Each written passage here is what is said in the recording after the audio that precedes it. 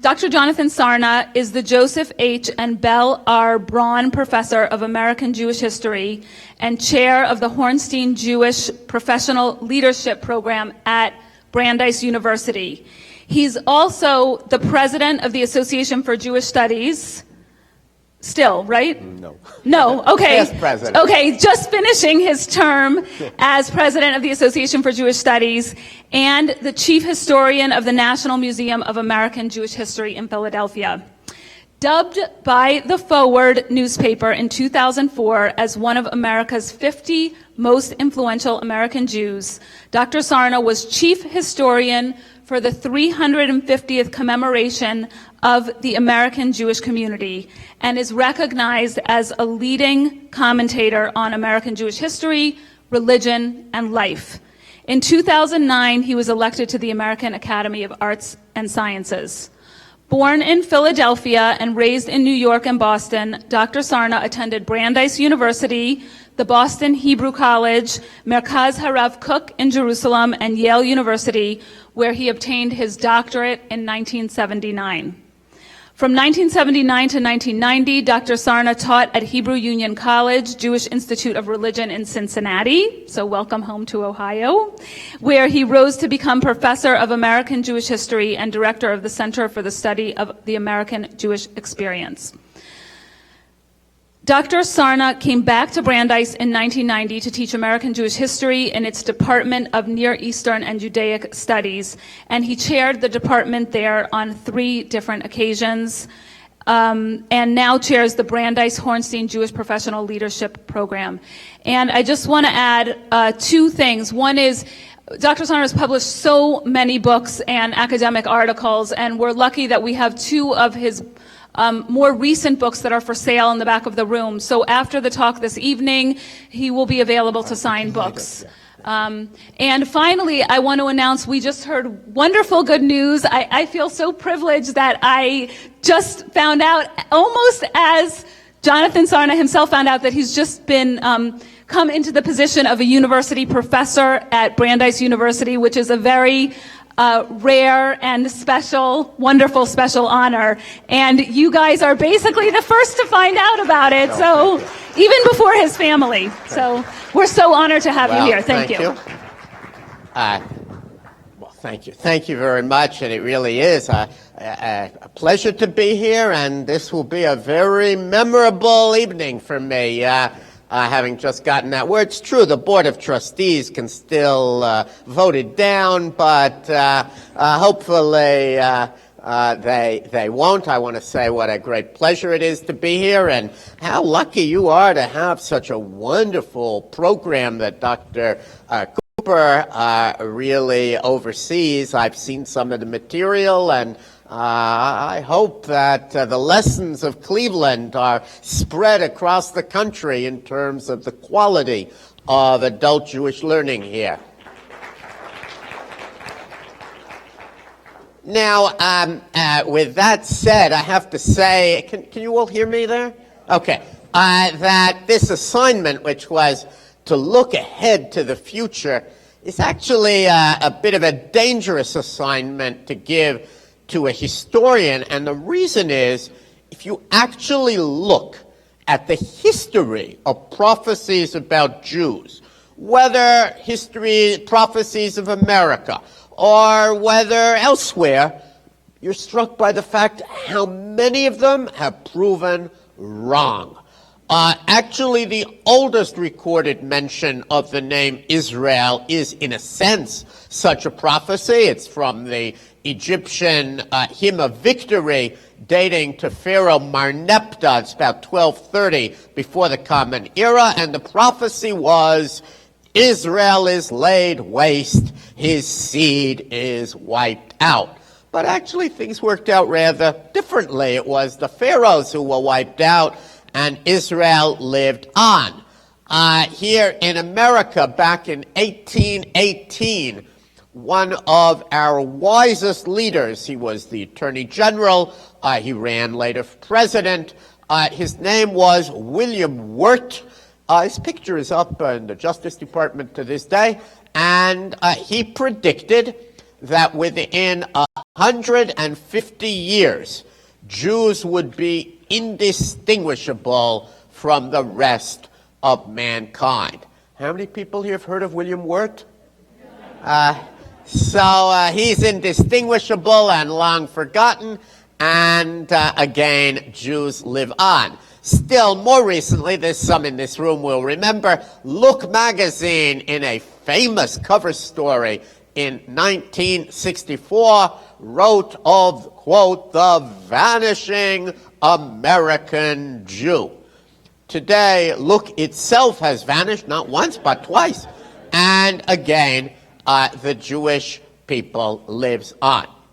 In short, as that very great philosopher Yogi Berra is supposed to have said, prophecy is very difficult, especially about the future. And that may be worth bearing in mind as we proceed. What I want to do is talk about various transformations affecting American Jewish life, and these, I think, are the issues that 21st century American Jews will have to grapple with. I apologize in advance. You can probably hear that I have a bit of a cold. I was watching Marco Rubio in the debate, and I must have caught his cold, but I hope you'll bear with me. The first transformation that is impacting on Jewish life parallels, I think, what Professor Robert Putnam has documented for American religion as a whole. Religious vitality, he shows, is ebbing, especially among young people, those millennials that we hear about. Throughout the country, synagogue membership numbers are in decline. In a lot of the non-Orthodox movements, that decline is about 20%. And the number of Jews who describe themselves as not religious or just Jewish or secular or spiritual but not religious, those numbers are rising.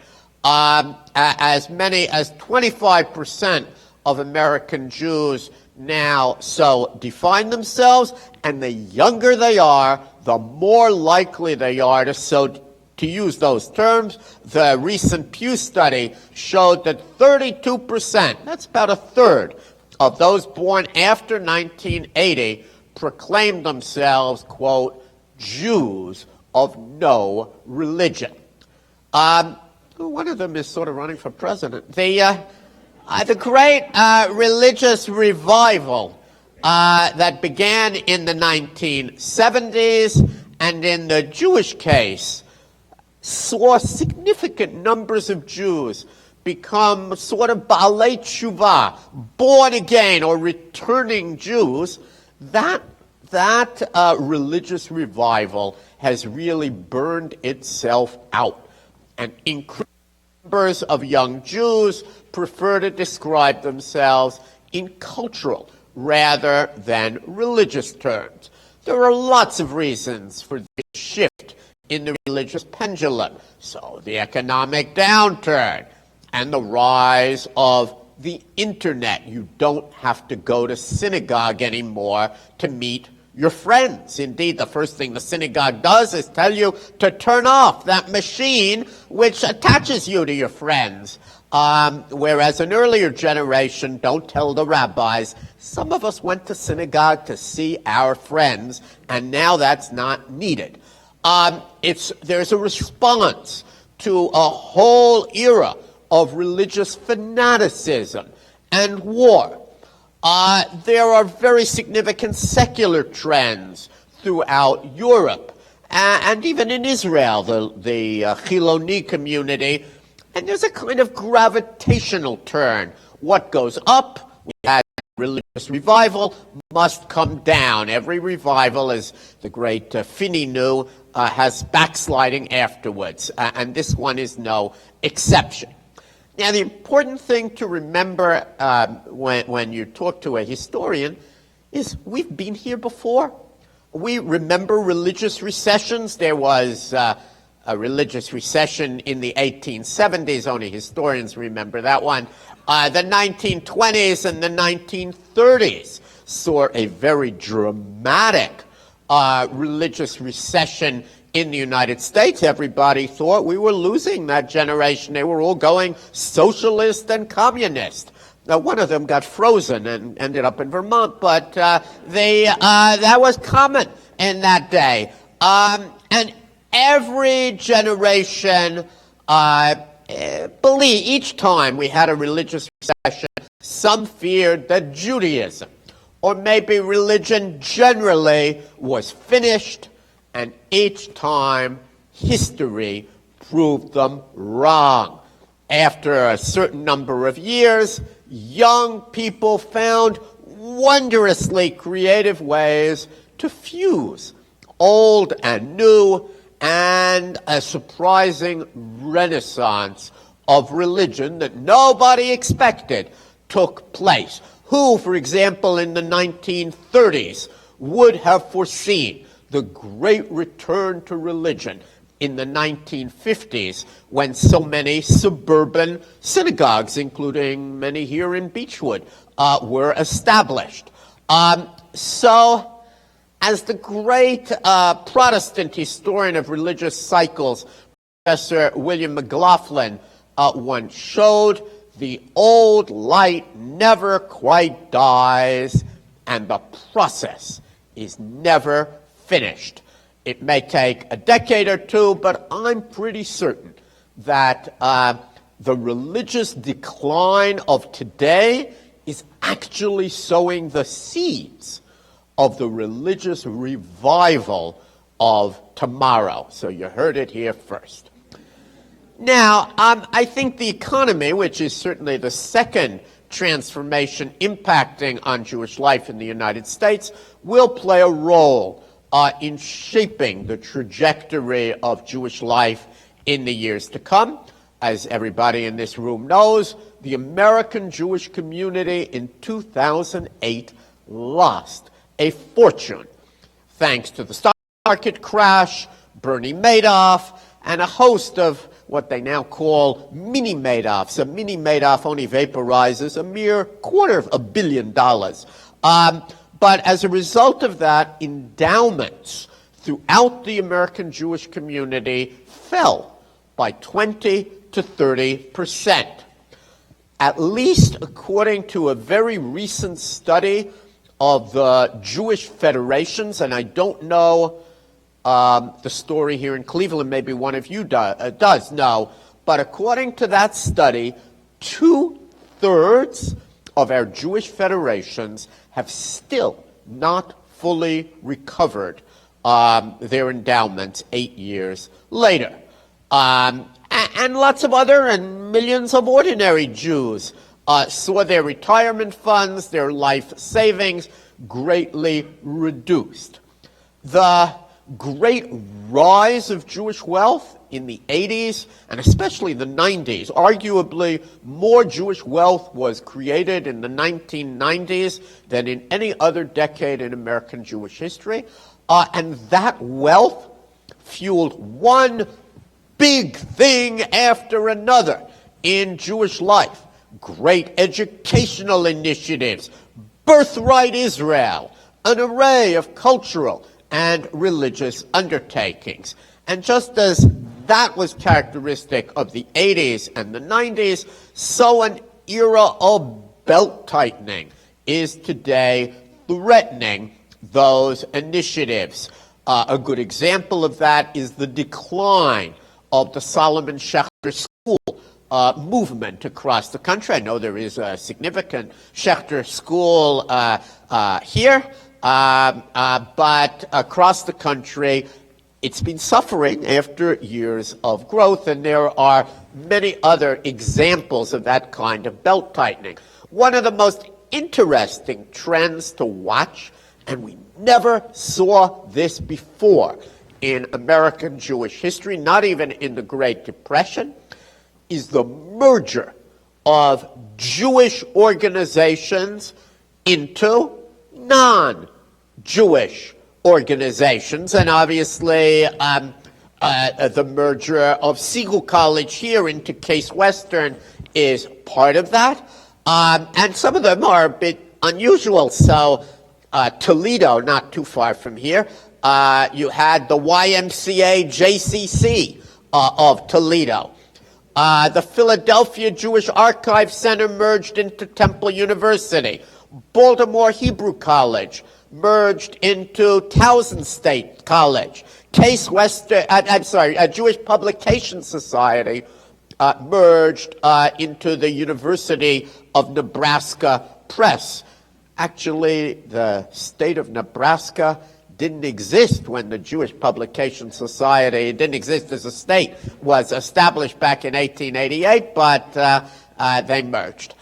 Now, this trend, to be fair, began before the Great Recession, when the transformation of healthcare in America led to hospital mergers and a whole series of what I call intermarried hospitals. Beth Israel Deaconess Hospital in my neck of the woods in Boston. Barnes Jewish Christian Hospital in St. Louis. But this trend has now accelerated. There are also synagogues and churches that are sharing space. And the challenge we face as a Jewish community moving forward is really determining where to draw the line.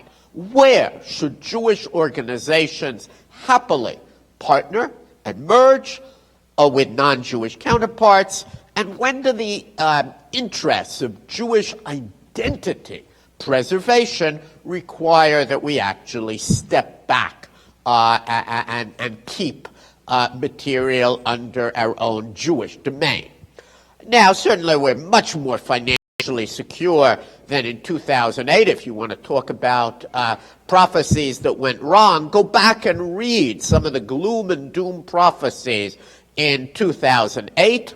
We're very far from there, but I don't think that lots of people feel so very confident. That's one of the lessons of this election. That's true in the Jewish community. That's true in the non-Jewish community. Let's at least hope for a new post-election era of renewed prosperity. Now, a third transformation that we've all heard a great deal about is, of course, in the realm of demography. Lots of people believe that in the 21st century, the American Jewish community will shrink both absolutely, meaning the number of Jews will decline, and certainly relatively speaking, meaning Jews as a percentage of the population. There is today an enormous dispute as to the number of Jews, and that partly is because, who is a Jew? Indeed, if you go online at the Pew survey, it's only on the online Pew survey, you have a neat little app. You tell them how you define a Jew, and they'll tell you how many there are. So it's a reminder that some of it has to do with your definition. You can find today anywhere from 5.2 million to 6.8 million. Regardless of which of those figures we're talking about, Jews are less than 2% of the national population. That is a very substantial decline as a percentage from the 1940s, when Jews were about 3.7% of the population. So from that perspective, Jews as a percentage of the country, Jews have actually been in decline for more than half a century. The absolute number of Jews has actually not declined and may well have risen, contrary to what most people believed in the 1990s. And I think it's risen for a few reasons. First of all, a very substantial immigration of Jews from the former Soviet Union. I did a study of that, I estimate, using U.S. government data of Russian speakers in the United States and their children, that there are now about 750,000 Russian-speaking Jews in the United States today. And that's added to our numbers and added, I think, to our community in many other ways. One of the challenges is really to make use of this remarkable community that has immigrated over the last generation. That's one reason. Another reason is, much to the surprise of many people, it turns out that more than 50% of the children of intermarried couples identify in some way as Jewish. You only need, you understand, 50% to identify as Jewish, because you only need one child to replace one Jewish parent in intermarriage. And if more than 50% identify in some way as Jewish, the Jewish community can have high intermarriage and actually get larger. Some wonder, will those trends continue? And there's a kind of debate. Is decline inevitable? Certainly there are some very negative trends. First of all, the Jewish birth rate is quite low. The Jewish birth rate, according to Pew, is about 1.9. If you come on Sunday mornings to all the temples around here, you see 0.9 children running around and so on. But a community that wants to reproduce itself needs much more. It needs about 2.1 to reproduce, 2.1 children per family. They only have 1.9. Now, it's very interesting. The Orthodox community, 4.1. They're much more than reproducing themselves. The non-Orthodox community, Reform 1.7, Conservative 1.8. So that's one factor. Second factor, I mentioned earlier, immigration. Immigration in the 21st century, meaning since September 11th, 2001, immigration has greatly declined. It's very hard to immigrate to America, and it's not clear where a lot of Jewish immigrants would immigrate from if they were to come. So that rate has greatly declined. Third factor is a declining number of conversions. One of the most striking numbers in Jewish life is that the number of converts is essentially unchanged. When I began talking about this stuff back in 1990, there were, they said, 170,000 converts in the American Jewish community, and the same number today, 170,000. And I think the reason that number hasn't changed much has to do with something called patrilineal descent, which is the fact that Reform and Reconstructionist Jews now recognize children who identify as Jews to be Jewish, even if their mothers remain non-Jewish. And the implication of that, which I don't think was always predicted, was a lot of people who once would have converted say, I want to go to boring conversion classes. My child will be recognized as Jewish anyway through patrilineal descent, and therefore we see fewer conversions.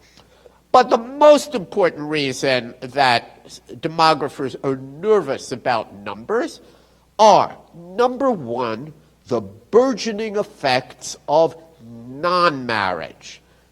We don't talk much about non-marriage in the Jewish community, but I actually believe that when historians look back, we will say that non-marriage had an even greater impact on numbers than intermarriage. Because in America today, the non-marrieds rarely, I didn't say never, rarely have children.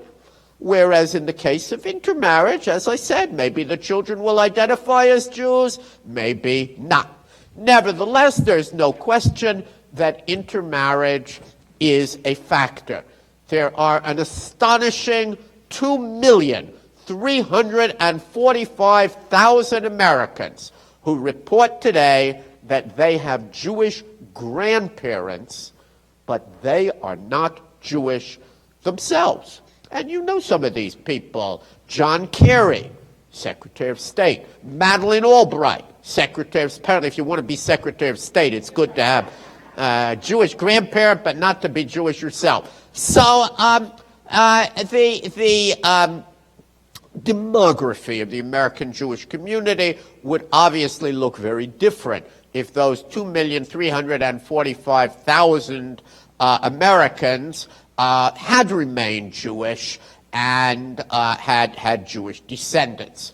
The upshot of that is that it may be that there will be a decline in the 21st century, and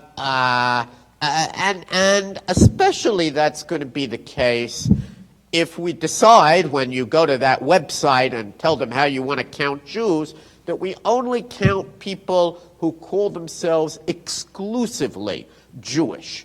There are more and more Americans who, when asked, say, I am Jewish and I am also something else. I'm Jewish and Catholic. Chelsea Clinton would be a good, and her children rather. Chelsea Clinton's children are being raised in this way, and I think we're seeing more and more Jewish and something else children. And, the question will be, what is the impact of that?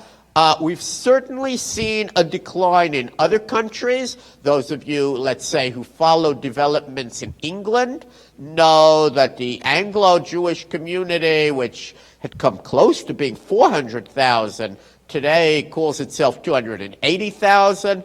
The diaspora Jewish community as a whole has been shrinking by about 65,000 a year.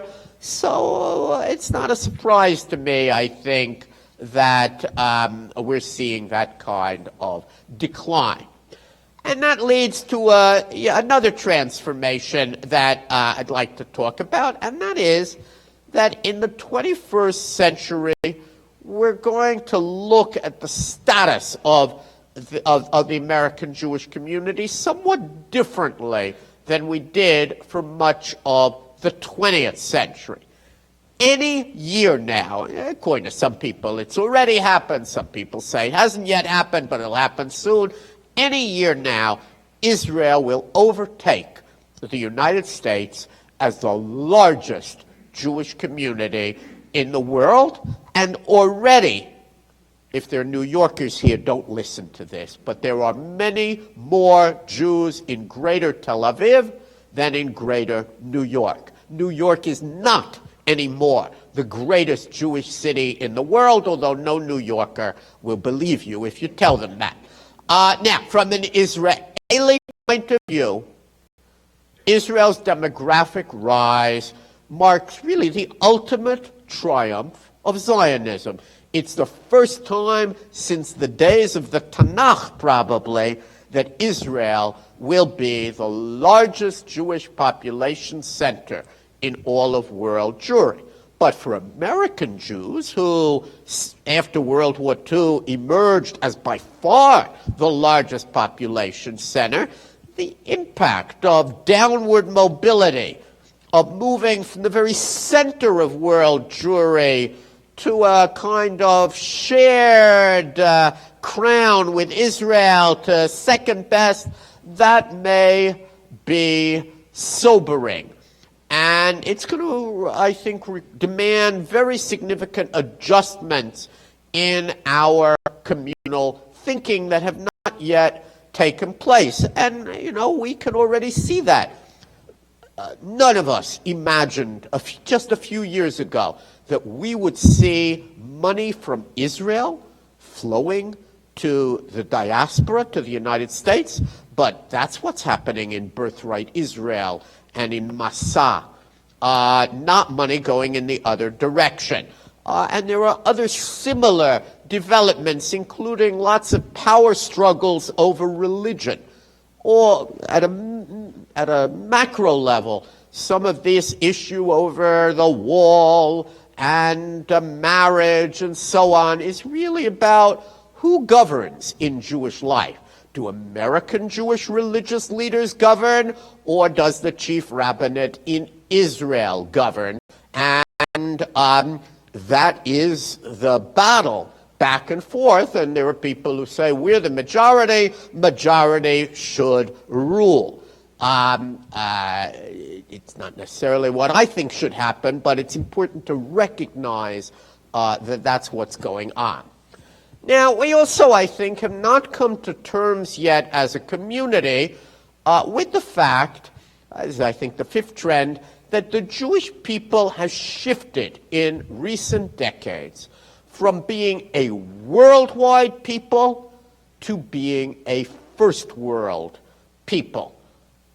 This is an enormously important transformation, one of the great transformations in Jewish history, and because we're living it, we haven't recognized it. More than 90% of all world Jewry today live in first world countries.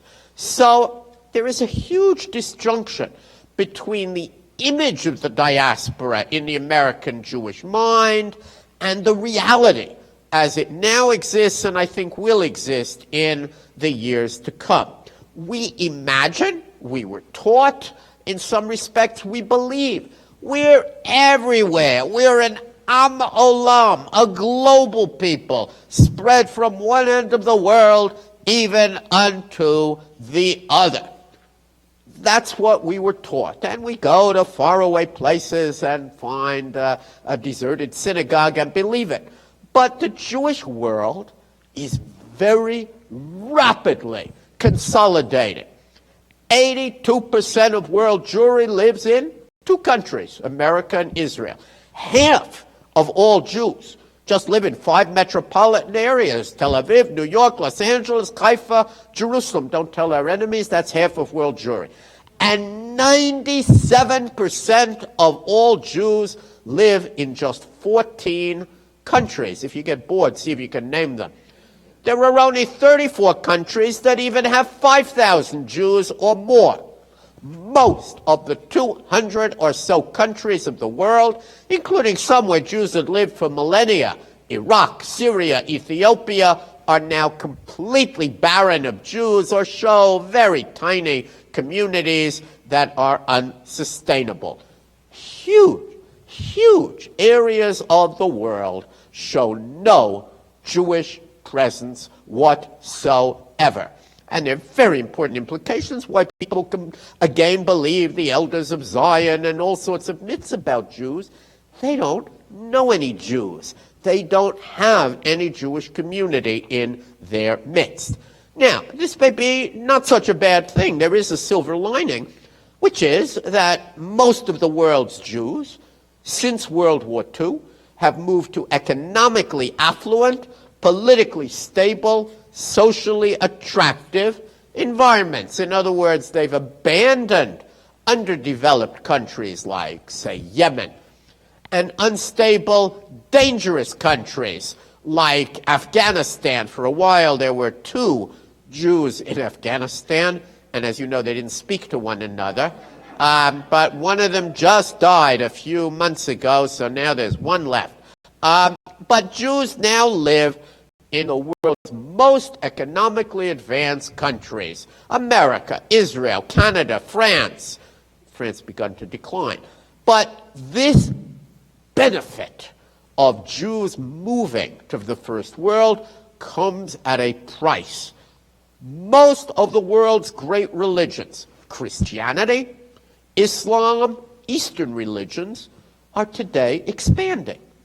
Jews are contracting. Other peoples are preaching the gospel of globalism and spreading their diasporas north, south, east, and west. And we Jews who actually invented the very concept of a diaspora, we are reducing our exposure to the larger world. We are practicing consolidation. And the question really, which I think historians will have to debate and their grandchildren will debate, is whether this has been a prescient move on the part of Jews to move to a smaller number of countries where they feel safe? Or is it a blunder? Are Jews better off living all over the world as they did until the day before yesterday?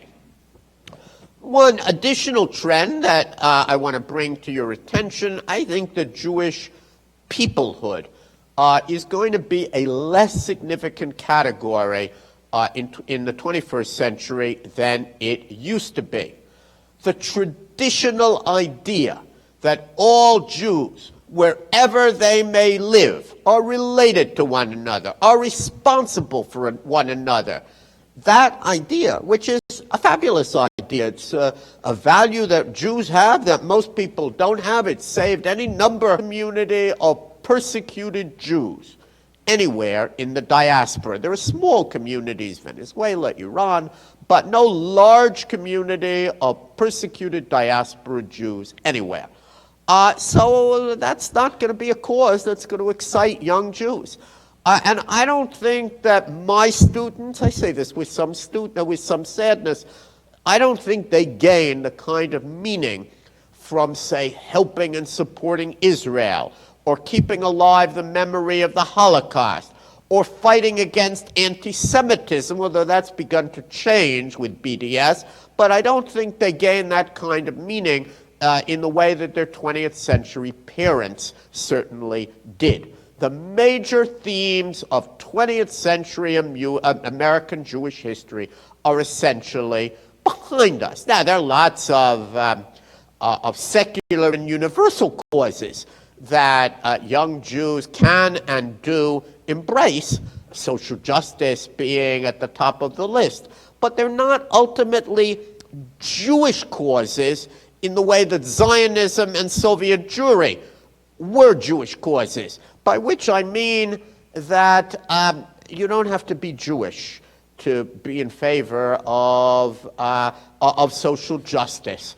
And that's different than some of these other issues. Social justice has made a huge comeback in our community. Think of American Jewish World Service and Jewish Fund for Justice and Chazon. It's deeply rooted in our tradition, but I don't think that's as a mission going to keep Jews Jewish, because you don't have to be Jewish to be in favor of social justice.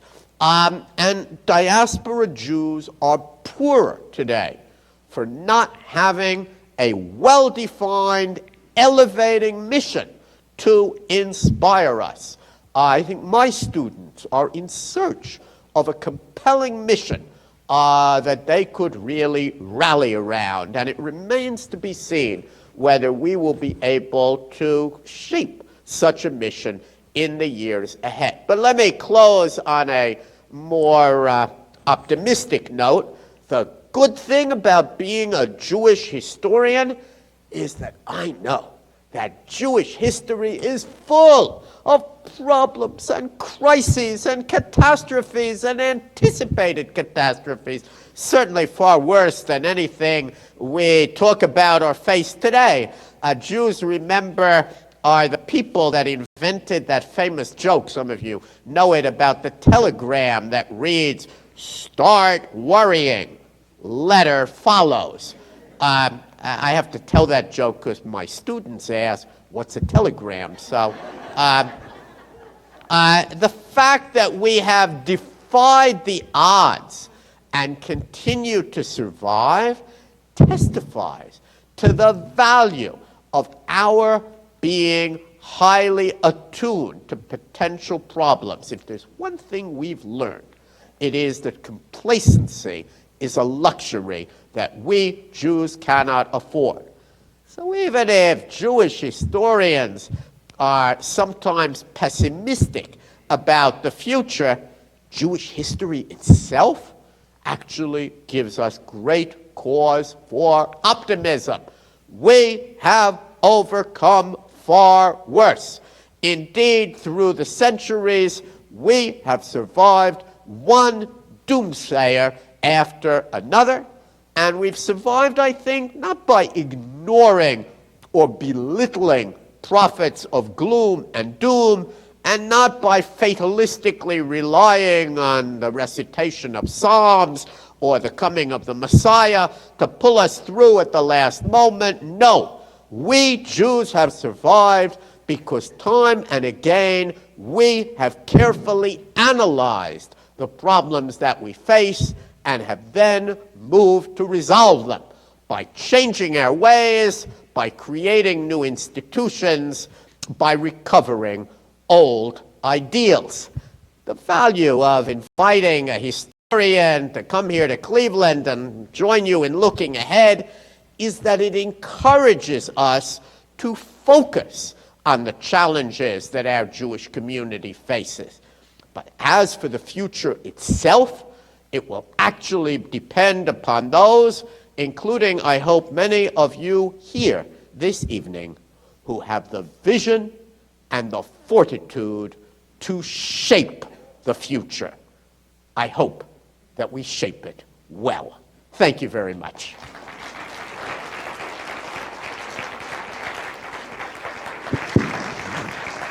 All right. Thank you. Thank you so much. And we'll now open the floor to the audience for questions. I'm walking around with the microphone. Cheryl is walking around with the microphone, and we'll get going. All right. Thank you very much for that wonderful lecture. Thank you. I wonder if you think that the rise of anti-Semitism, particularly in Europe and of course the Middle East, will inspire Jewry to get closer together and reestablish some of those ties that you mentioned. I wish that I saw more evidence of that. And what I think I've seen so far is that the people who always worried about anti-Semitism are now much more worried than they were before. But the people who felt that anti-Semitism is overblown and maybe it's a little bit the fault of Jewish actions, or maybe it's not anti-Semitism, it's just anti-Zionism, those people haven't been persuaded. So what I think is going on in the community is what we see in America as a whole. There's a kind of polarization that we are seeing between those who worry, and I think there's a lot of reason to worry, and those who insist that it's not a concern. And when you look historically, there have been many such moments that one can point to, but it's really a good question. Yeah.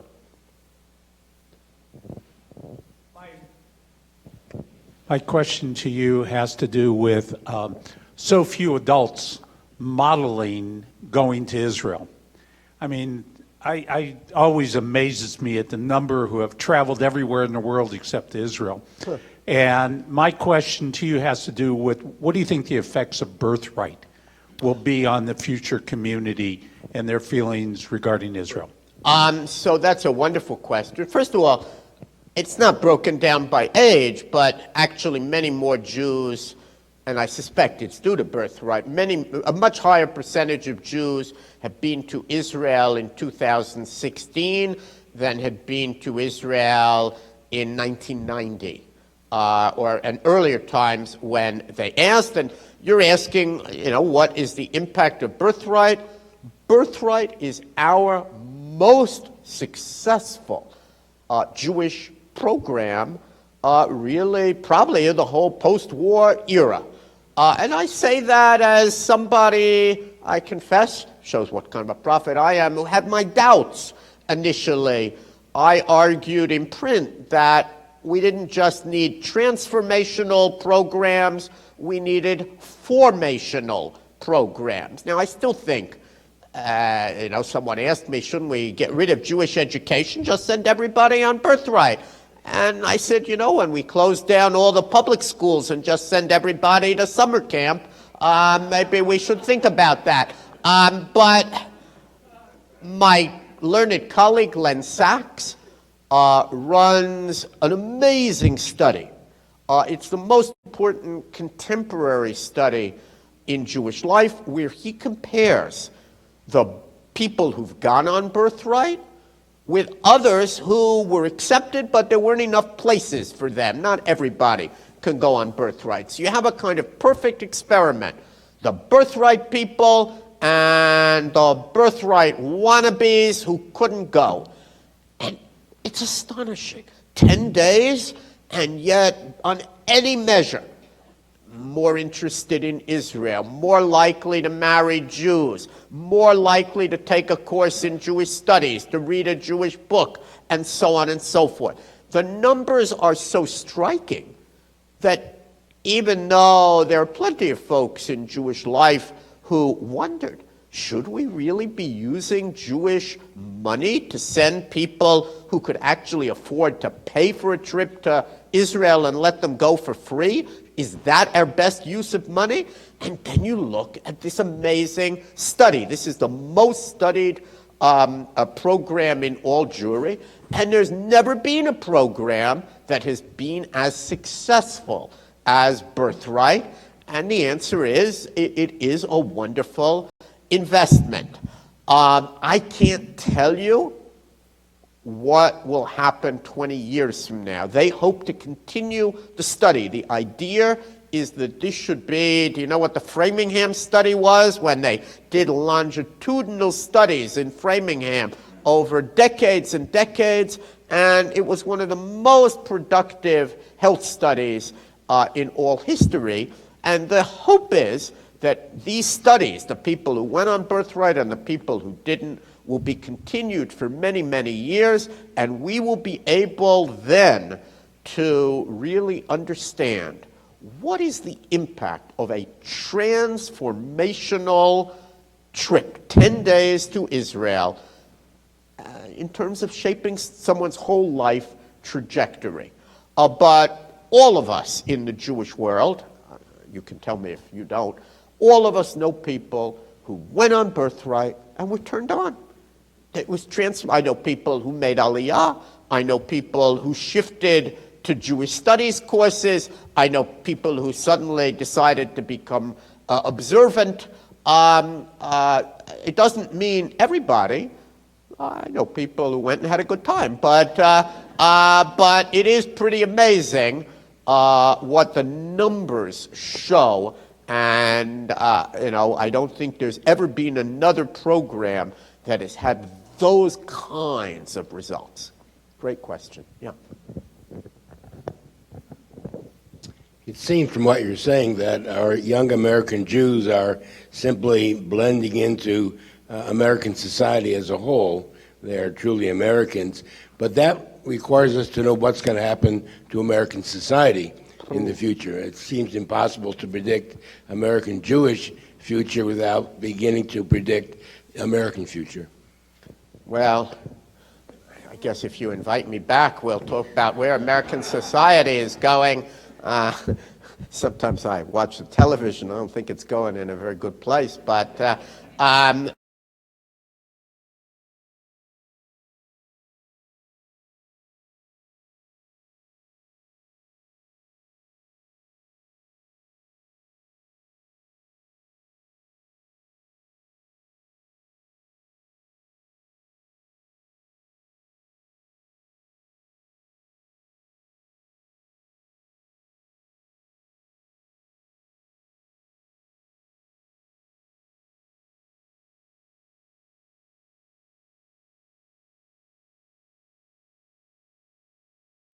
and you put them into Google, you will see articles.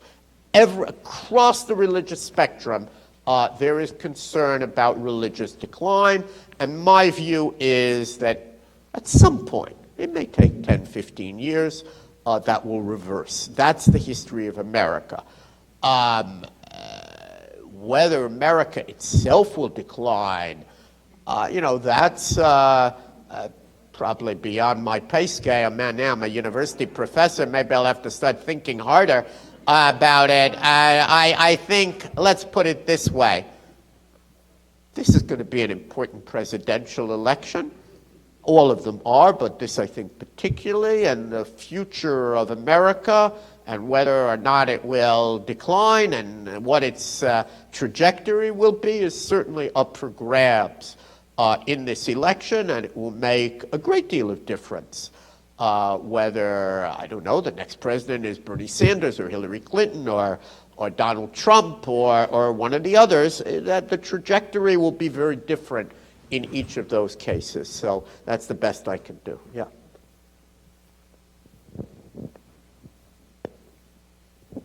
Thank you for a very thought-provoking lecture.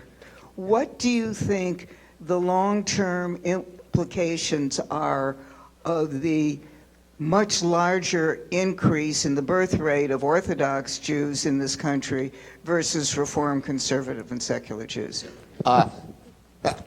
Excuse me. It's a very good question, and indeed, I think is much on the mind of people, and it's not just a question we're asking in America, it's also a question in Israel.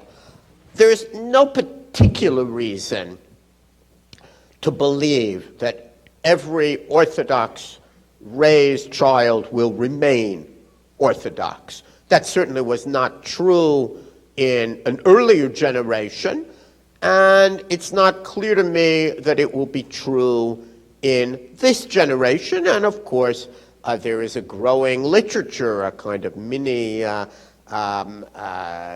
genre now of people who write about how they grew up Orthodox and then departed. They're all reviewed in the foreword. The best of those books is Sholem Dean's new book. But that said, I think Orthodoxy is actually keeping the majority of its children, not 100%, and the difference between 4.1 and 1.7 and 8 means that there can be an awful lot of people who migrate, who leave Orthodoxy, and Orthodoxy will still be a much larger percentage of the American Jewish community. It would not surprise me if at some point in the next, in 2 decades, we found that Orthodoxy was 20% rather than 10% of the community. And already, if you look carefully at the Pew study, you'll see that when you look generationally at children, something, according to Pew, almost a quarter of all the Jewish children today are Orthodox.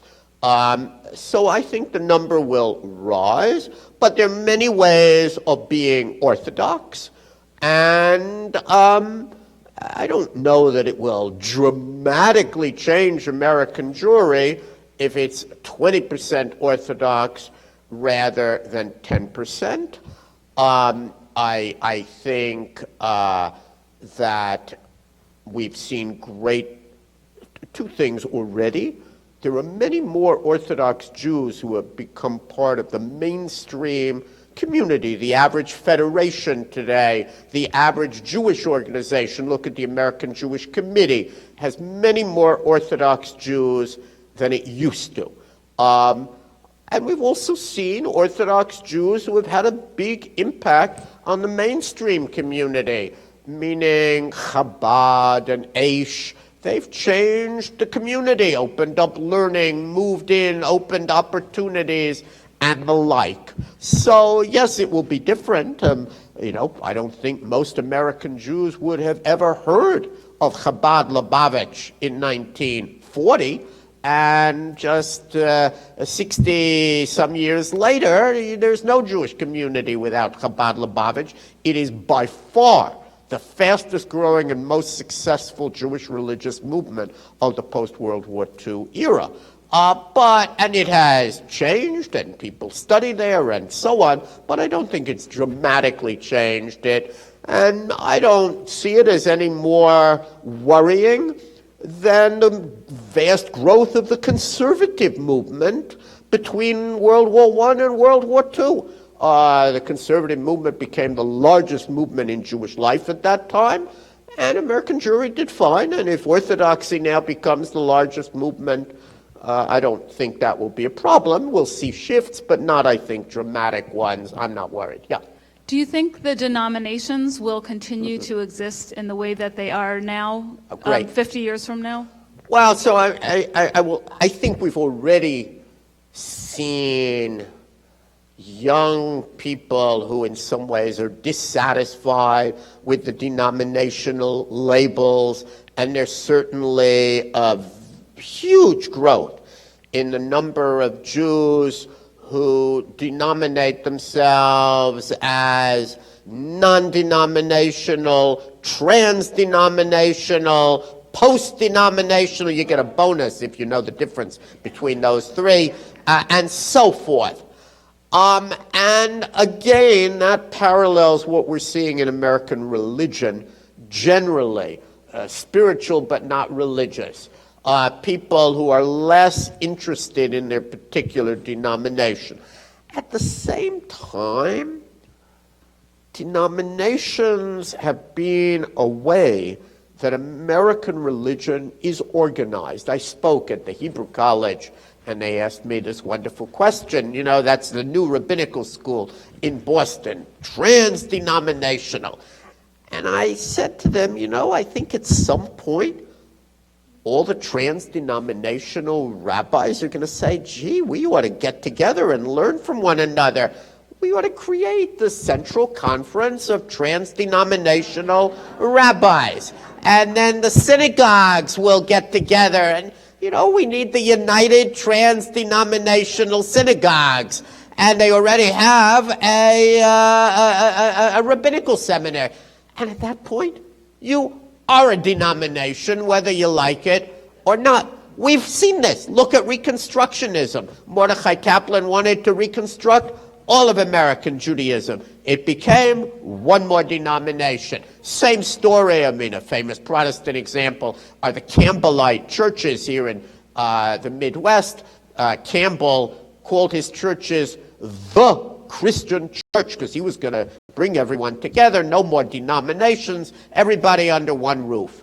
Today, it's the Stone Campbell movement, just one more little denomination. So I'm not as certain as some people are that that structure will disappear, although it is certainly in flux today, and none of the movements have the power over their rabbis, over their congregations, that they would have had 2 generations ago. Professor Sarna, it's great to see you. Nice to have you in Cleveland. Congratulations. A quick question about the peoplehood that you brought up earlier on. I'm wondering if there's examples of an earlier moment in American history when we sort of responded very much against peoplehood, which I'm thinking about classical reform at the beginning of the 20th century, and the response that promoted peoplehood in the middle of the 20th century, maybe around Zionism, and what we can learn from that kind of moving forward to articulate I'm going to ask you to stand. I'm not sure anybody heard. Could you stand up and maybe say it a little slower? So Sure. I'm getting older than when you remember. Yeah, anyway, yeah. Yeah. So, I'm wondering if, to go back in history a little bit, think about a period when peoplehood was sort of not the in thing for American Judaism, and I'm thinking specifically about classical reform and the beginning of the 20th century, and how the response around Zionism and other moments really promoted peoplehood and elevated it to a central concept in American Jewish life, and how we can learn from that to promote peoplehood moving forward in the 21st century. So it's a wonderful question. I mean, as I understand the question, it really is pointing out that we've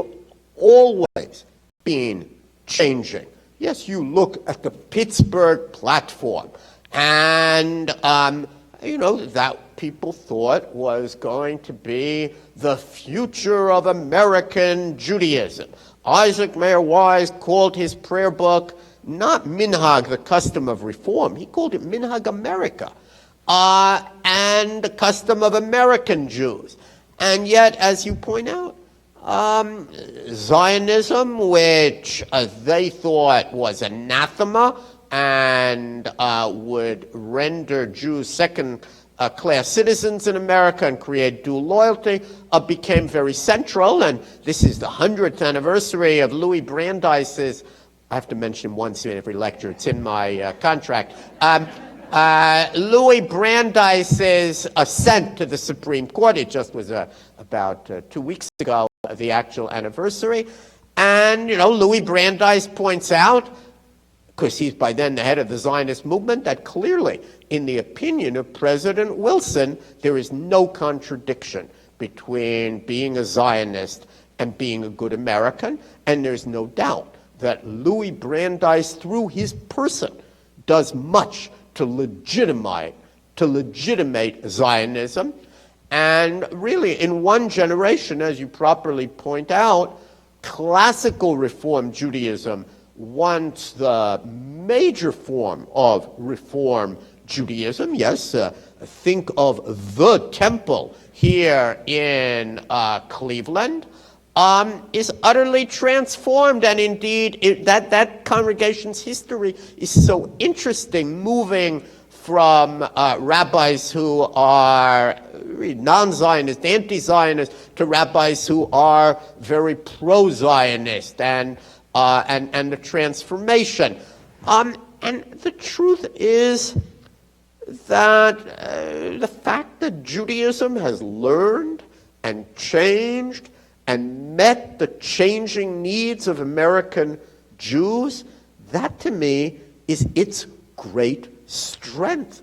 I see the free market nature of American Judaism as a kind of self-correcting mechanism, much like the economic free market. Congregations that don't meet people's needs go down. Congregations that seem to be very much in sync with what people want go up.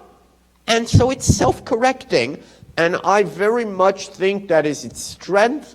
Honestly, I think one of the reasons that so many American Jews still identify religiously more than in Israel is because in Israel it's not quite self-correcting. It's all based on the government giving you money. You have to satisfy the ministry of religion. Whereas in America, you got to satisfy your congregants. There is no ministry of religion. Your congregants think you're the most exciting show in town. They come in droves and pay dues. Your congregants think you're old and stodgy. You know what happens. So that's one of the reasons I'm so optimistic, is because it seems to me that that model of a free market in Judaism, allowing innovation, letting people decide what they want, has served us very well in the American Jewish community, and I actually think it is an important lesson for world Jewry as well.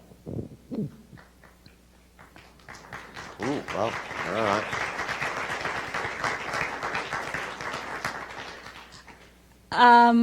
I'm not sure if we should end on that note or take one Right. or two more. It's up to you. Okay, it's getting late, but why don't we do one or two more questions? Okay. Yeah. You talked about birthright and the older people. What about the youngsters?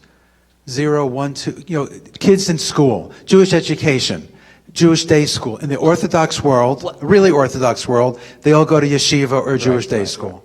To non-Orthodox, we have wonderful day schools here in town, but some are struggling, some have more money. Should there be a birthright program for quality day school education in the country?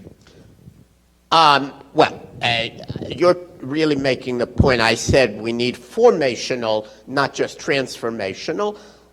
Look, I actually think when we look, we've done very well thanks to the huge investment in Jewish education. And a lot of that investment was in day schools. Many of you asked a wonderful question about orthodoxy.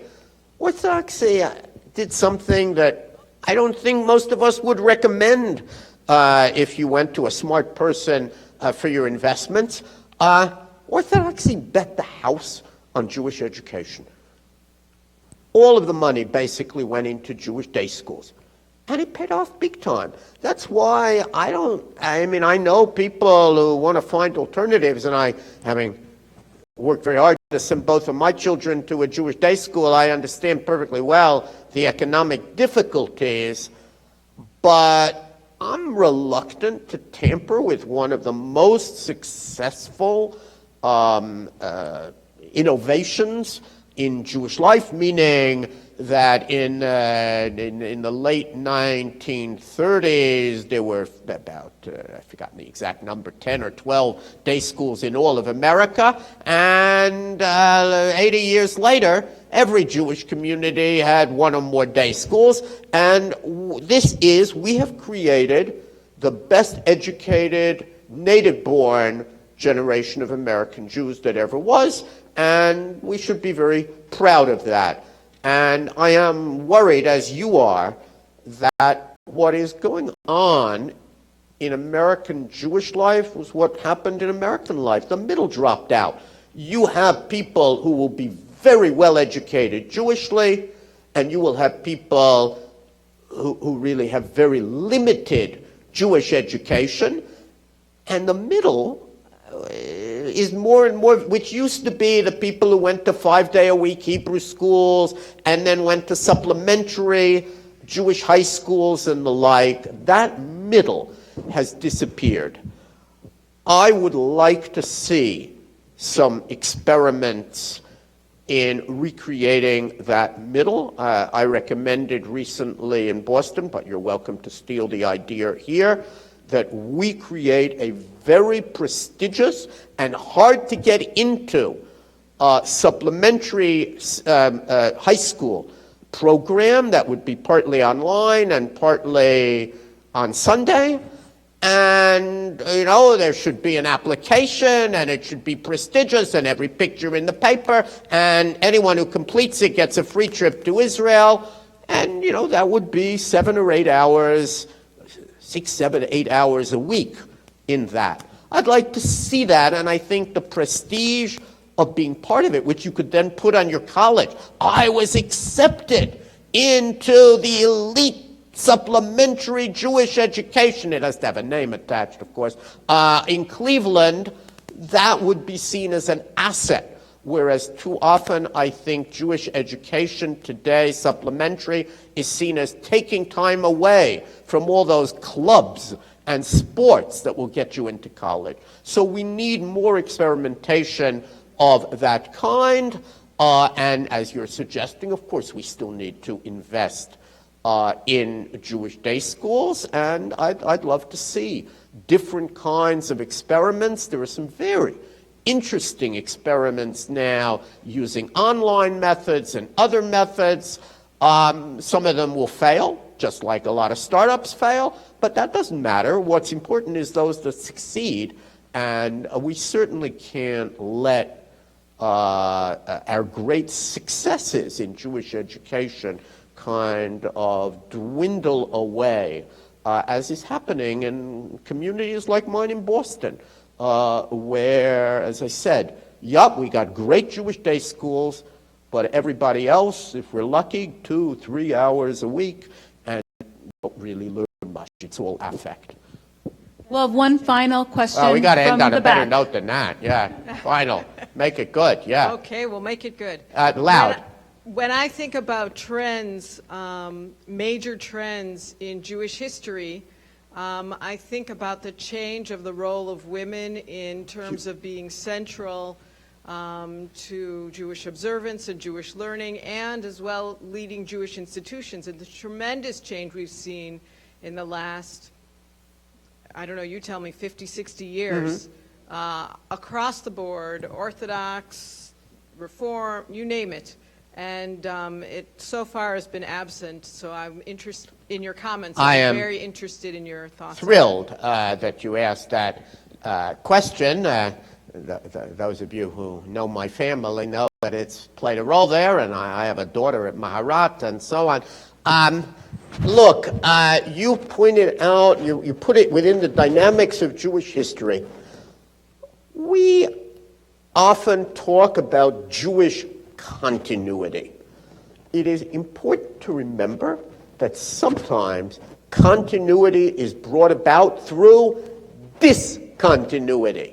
The Zionist movement was a discontinuity. The day school movement was a discontinuity. People thought it was un-American, and nothing was a greater discontinuity that promotes Jewish continuity than the Jewish women's movement. When we look back, we will see it as absolutely transformative, and like other great movements in Jewish life, it cuts all the way across Jewish life, from orthodoxy, look how important a role women play in Chabad, all the way across. And there is a very great lesson there. The generation that fought hard is now retiring or passing from the scene, and look what they accomplished in terms of the education of women, so much so that when I tell my students that I still remember when the boys studied Talmud and the girls studied cooking, and they giggle. I might as well be describing the Middle Ages. And yet this was, I don't know here in Cleveland, but that was normative in Jewish day schools. Just the opening up of Talmud to women is amazing. I had the great experience of going in Israel to some of the women's one-year seminaries. It's astonishing, the high level. And remember, the most important of those schools is run by none other than the granddaughter of the great Rabbi Soloveitchik. And she absolutely insists that the level she expects from the women in her school is no less than he expected of the male students whom he was teaching. All across, look at Dr. Cooper here. All across America today, we have well-educated, and we take it for granted, we have well-educated Jewish scholars. I appointed the first women to the Department of Near Eastern and Judaism chair. I brought in 2 women, and into the Department of Near Eastern Judaic Studies at Brandeis University. We never had women. Today, I'd have to sit and count, but when I look around the table, it's about 50-50. It's an absolutely remarkable transformation, and we are, by all accounts, a much stronger Jewish community thanks to the Jewish women's movement. My sense is, as you have hinted, there is a great lesson there as we look forward. Part of it is a lesson about questioning our assumptions. There were very smart people in Jewish life, if you go back to the 60s and 70s, who told gloom and doom stories of what would happen if you made them equal. What would happen if the bar mitzvah girl was better than the bar mitzvah boy? Do you know there was a whole discussion of that in conservative Judaism? And very learned people, one of whom was my teacher, were deathly afraid it would impact the boy forever. And they wondered, how it would shape his manhood, not thinking of, but they didn't quite put it in those terms, but now it's acceptable. And we laugh. Nothing happened. It happens all the time, and sometimes the boy's better and sometimes the girl's better, and the whole concern was irrelevant. So, in any case, I could go on. We haven't yet written, a lot of people have written books, but when we go back and write the history of the Jewish women's movement and its impact, it will be like one of the other great movements in Jewish life, Hasidism and other Zionism and feminism. And let's hope we can come up with some other ism that will have the impact on American Jewish life, the positive impact that the Jewish women's movement has had in our lifetime. So thank you for the question, and thank you for your attention. Thank you so much. Book signing in the back.